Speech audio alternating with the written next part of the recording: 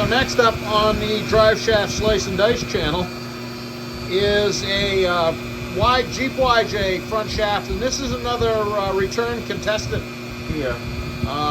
This is a drive shaft I built originally more than 20 years ago. Belongs to my friend and master electrician Ace, Craig, who wired, him and his brother wired a lot of my building right here.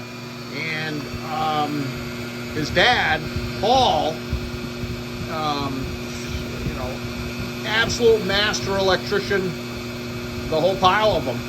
Anyway, so Craig's Jeep got put away in a storage building a while ago. They haven't used it in a while, I guess. I haven't seen it in a long time myself.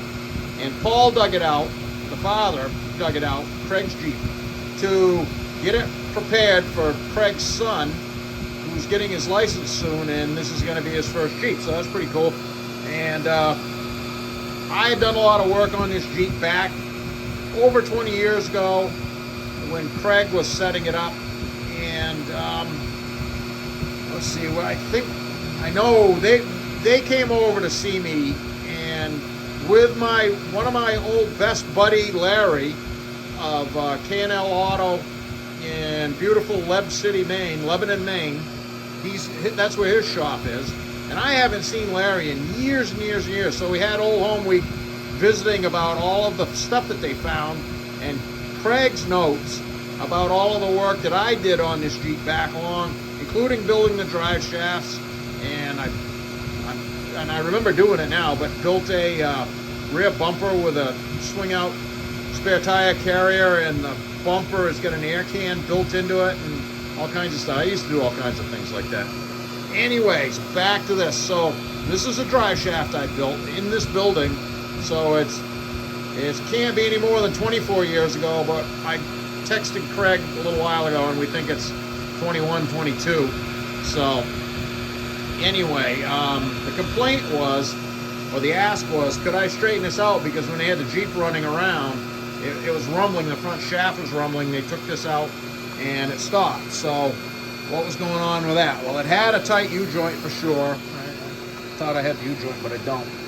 And in addition to that, so the tight U-joint was the transfer case. And in addition to that, you can see the blue material is the glide coat for the splines. It was moving okay, but it was loose. And it had the seal there was compromised.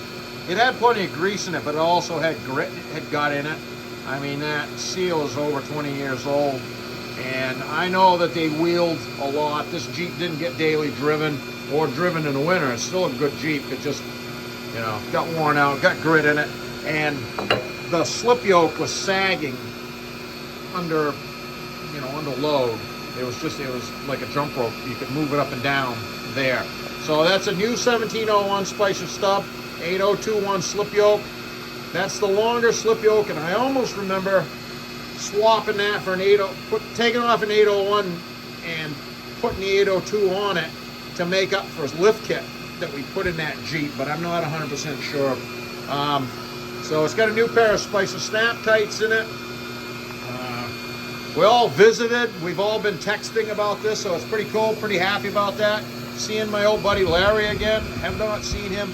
He is K&L Auto in Lebanon, Maine. I don't know whether I mentioned that or not, but good guy. If you need something over that way, go see Larry. It was good catching up. I know Larry's going to see this, so it was good catching up, seeing you, Larry. So we're going to crank this up. Him and I traded Jeeps and trucks and stuff. Man, oh man, I can't believe it's been so long since I've seen it. So that's 2,900 RPM right there. That's 3,000. So 0 at the transmission, or transfer case. 0 at the front axle. So we're going to say that's a win for the YJ.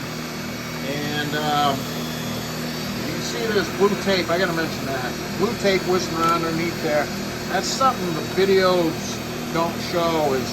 That's one of the original Austin Machine drive shaft stickers right there. And that's what's under the tape. I just taped it up when I blasted it. You can see I blasted it to clean it up. I like them clean. And that's one of them under there. And these are the last 2 survivors right here that I can find.